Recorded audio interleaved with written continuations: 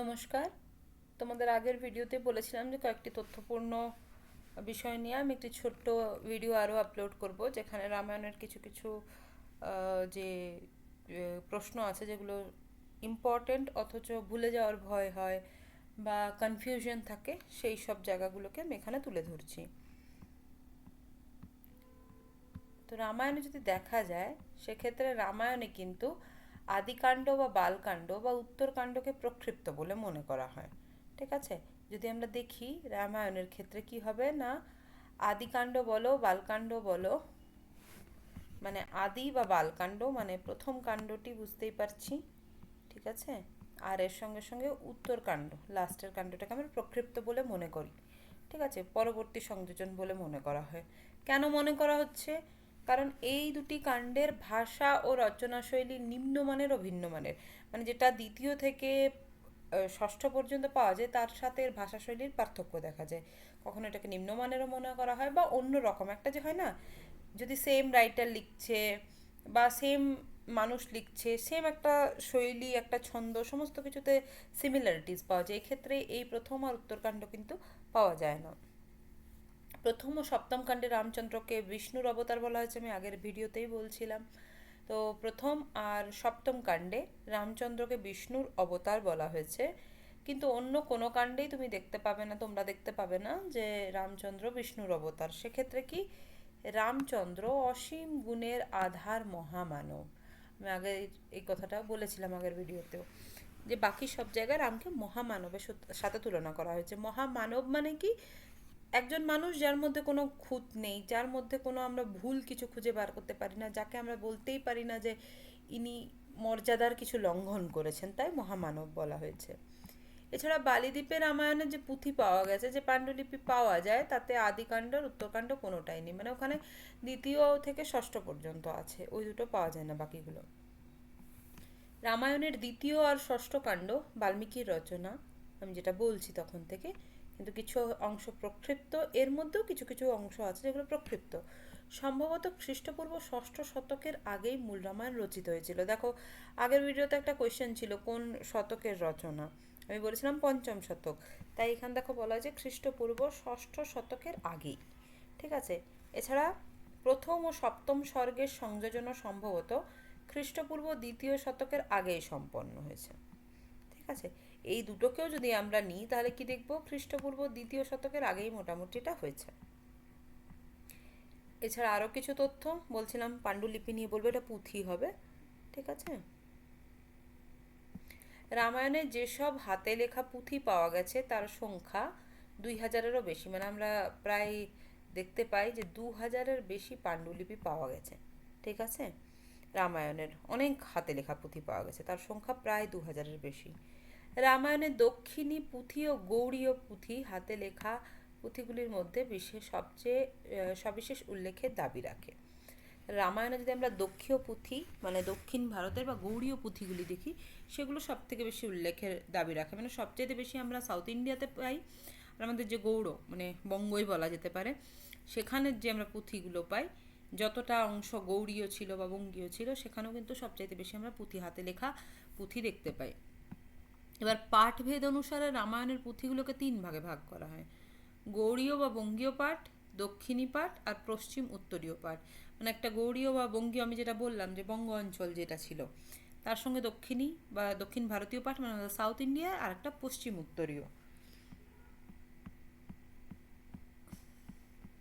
তো এই 3টি পাঠ দেখা যায়।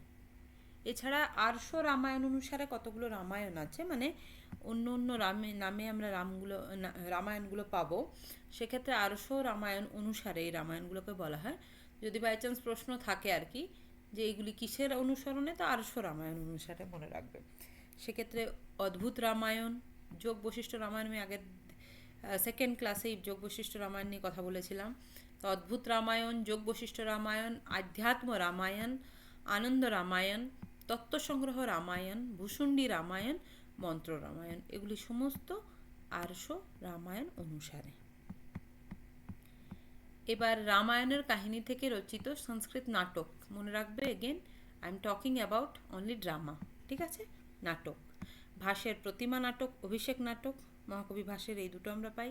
মহাকবি ভবভূতির রচিত মহাবীর চরিত, উত্তর রামচরিত, জয়দেবের প্রসন্ন রাঘব, মুরারির অনর্ঘ্য রাঘব, রাজশেখরের বাল রামায়ণ। কিছু কাব্য, কাব্য বা এই ক্ষেত্রে মহাকাব্য বলা যেতে পারে। ভট্টির রাবণ বধ বা ভট্টি কাব্য দুটোই একই। ভোজ রচিত চম্পু রামায়ণ, মানে এটি একটি চম্পু কাব্য। এছাড়া মহাকাব্য কালিদাস রচিত রঘুবংশম। এবার দেখো যেটা আবার কনফিউশন হয় বা আমরা ভুলে যাই, প্রাকৃত ভাষায় কী কী রামায়ণের কাহিনী গ্রহণ করে গ্রন্থগুলো যেগুলো পাওয়া গেছে। বিমল সুরীর পৌমচরিত, গুণভদ্রের উত্তর পুরাণ, ভীমসেনের রামচরিত, বিজয়গুণীর রামচরিত, হেমচন্দ্রের সীতা রাবণ কথানক। তাহলে 5টা পাওয়া যাচ্ছে প্রাকৃত ভাষায়। বিমল সুরীর পৌমচরিত, গুণভদ্রের উত্তর পুরাণ, ভীমসেনের রামচরিত, বিজয়গুণীর রামচরিত, আর হেমচন্দ্রের সীতা রাবণ কথানক। জৈন রামায়ণ হিসাবে প্রসিদ্ধ গ্রন্থটির নাম হচ্ছে ত্রিষষ্ঠী শলাকাপুরু, সেটাও ইম্পর্ট্যান্ট, যেটা জৈনদের রামায়ণ। ঠিক আছে, সেটাও প্রাকৃত ভাষায় হেমচন্দ্রা রচনা করেছিলেন। তাহলে রচনাকারও মনে রাখবে, ভাষা মনে রাখবে প্রাকৃত ভাষায়, আর এর সঙ্গে ত্রিষষ্ঠী শলাকাপুরু সেই গ্রন্থটির নাম। পালি ভাষায় রচিত বুদ্ধদের যে প্রাচীন গ্রন্থ সূত্রপিটকের ক্ষুদ্র কণিকা অংশে এবং পালি জাতকের জাতক কথা বর্ণনাতে আমরা জাতক কথা বর্ণনা যেটা বলা হয় তাতে আমরা রামায়ণের কাহিনী পাই। মানে ডাইরেক্ট নয় যে রামায়ণই পাওয়া যায়, কিন্তু ওদের যে সূত্রপিটক আছে তার ক্ষুদ্র কণিকা অংশ আর যে জাতক কথ বর্ণনা আছে বা জাতক কথা বর্ণনা আছে তাতে আমরা রামায়ণের কিছু ঘটনার উল্লেখ পাই। এমন নয় যে ডাইরেক্ট রামায়ণ আছে। ঠিক আছে, কিছু কিছু অংশ গল্পের মধ্যে এখানে চলে আসে। বাল্মীকি রচিত রামায়ণের কয়েকটি প্রসিদ্ধ টিকা আর টিকাকার, এগেন ইম্পর্টেন্ট, কারণ ওই যে বললাম আনকমন যেটাই হবে সেটাই ইম্পর্টেন্ট। রামানুজের রামানুজীয় টিকা, বিদ্যানাথ দীক্ষিতের রামায়ণ দীপিকা, মহেশ্বর তীর্থের রামায়ণ তত্ত্বদীপিকা, গোবিন্দরাজের রামায়ণ ভূষণ, ঈশ্বর দীক্ষিতের বৃহৎবরণ। এই হচ্ছে 5টা টিকা যেটা রামায়ণ হিসাবে প্রসিদ্ধ, মানে রামানুজের রামানুজীয় টিকা, বিদ্যানাথের রামায়ণ দীপিকা, মহেশ্বর তীর্থের রামায়ণ তত্ত্বদীপিকা। দেখো যদি মনে রাখার একটা করো, দেখো শুধু রামায়ণ দীপিকা, মহেশ্বর তীর্থের রামায়ণ তত্ত্বদীপিকা, গোবিন্দরাজের রামায়ণ ভূষণ, ভূষণ গোবিন্দের, ঈশ্বর দীক্ষিতের বৃহৎ বিবরণ।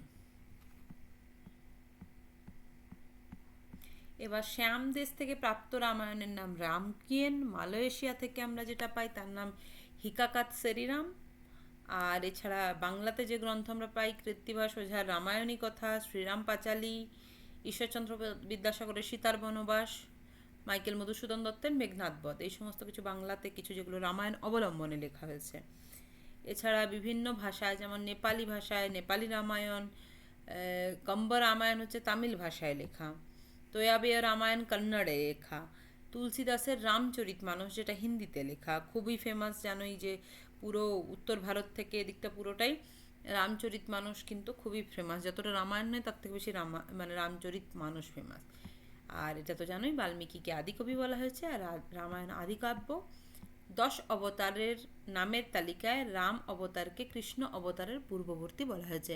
মানে রামায়ণ আর মহাভারত নিয়ে অনেক সময় আমাদের যে ডিবেট হয়, অনেকেও বলেন যে মহাভারত আগের, অনেকে বলে রামায়ণ, কিন্তু রামকেই আগে মানা হয়েছে, মানে ধরা যেতে পারে যে রাম বা রামায়ণ পূর্ববর্তী, এটা এখানে বোঝানোর চেষ্টা করা হয়েছে যে মহাভারতের থেকে রামায়ণ পূর্ববর্তী। এবার আমরা এত ডাউটে যাব না, মোটামুটি সময় হিসাবে যা চলে এরকম কোয়েশ্চেন থাকবে না যে কোনটি পূর্ববর্তী, হয়তো থাকতে পারে সময় হিসাবে তুলনা দেওয়া থাকতে পারে। সেক্ষেত্রে রামায়ণ আমরা দেখছি খ্রিস্টপূর্ব 5ম শতকের মধ্যেই, ষষ্ঠের আগে পর্যন্ত।